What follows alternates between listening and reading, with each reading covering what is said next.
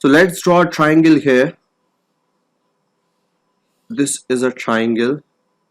We have a triangle which is which is a right angle triangle because it's making a 90 degree. So we just to revise you some formulas related to triangles. Those are, and you can find the area of these triangles so easily. It would be 1 upon 2 into base into height. This is the base of the triangle and this is the height of the triangle. So you can find it directly. If we have a triangle somewhat like this and it's making an angle theta with it, for example, if this is B and this is A, and you have to find the area of this triangle,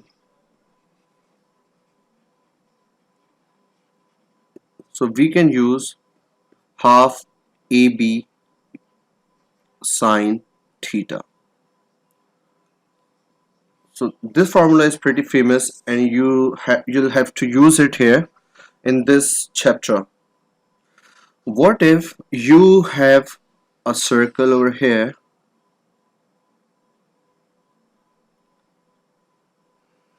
and you have a triangle in this circle?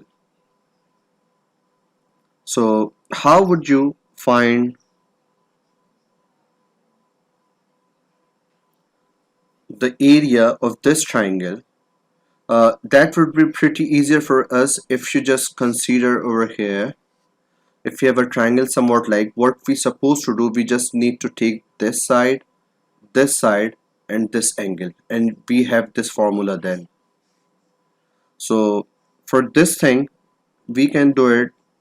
First I'll take this side, this R over here, this R over here, and sine of this angle. So this will become half R square sine theta. So you can use this also while solving your sum.